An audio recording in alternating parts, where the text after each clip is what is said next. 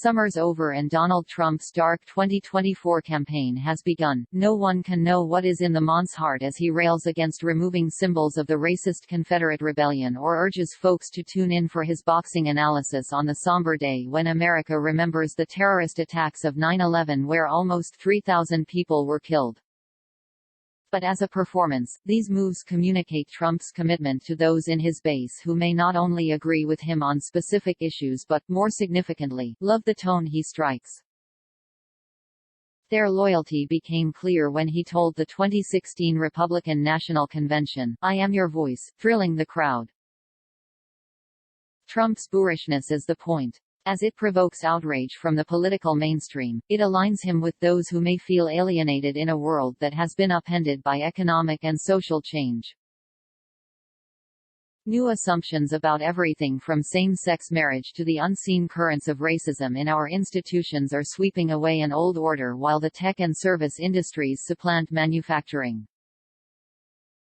According to Harvard professor of psychology Joshua Green, the methods Trump uses to connect with his followers resemble the ways in which the leader of a gang of outcasts might rally his group against polite society. Green says that in choosing to make himself unacceptable to liberals and even moderates, Trump is essentially tattooing himself with scary symbols, which proves to his followers that he's the real deal. This is why, I think, the Republican base trusts Trump like no other, Green said. The former, and perhaps future, president's first salvos in his post-Labor Day campaign have included fulsome praise for Confederate general and traitor to the United States, Robert E.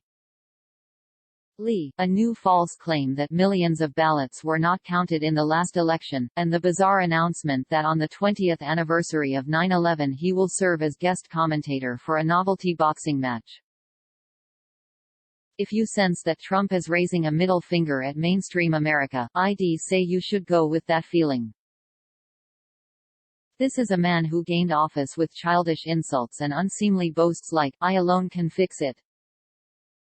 As president, he was disgraced by two separate impeachments and trials in which he was acquitted only because of his party's control of the Senate. His record of false and misleading statements exceeded 30,000, and yet he collected 75 million votes in his failed attempt at winning a second term.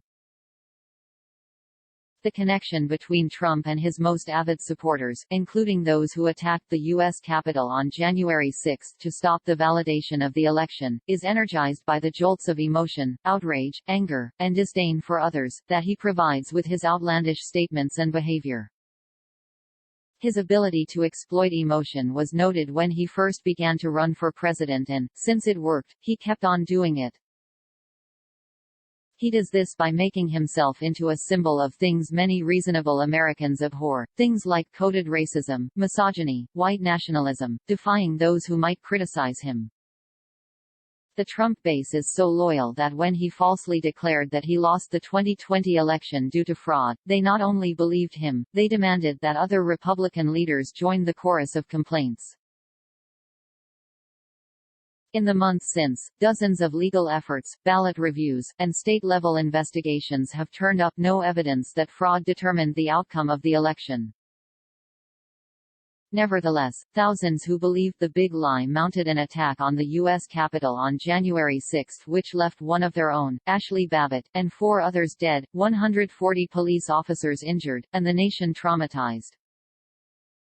A responsible political leader would consider the January 6 tragedy and do what's necessary to prevent a recurrence.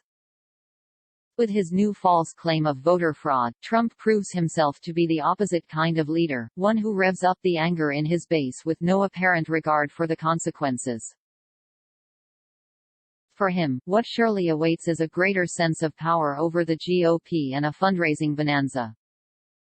The country should prepare for the potential of more chaos and tragedy as some of his followers, who plan to return to the Capitol on September 18, are inspired by his reckless defiance.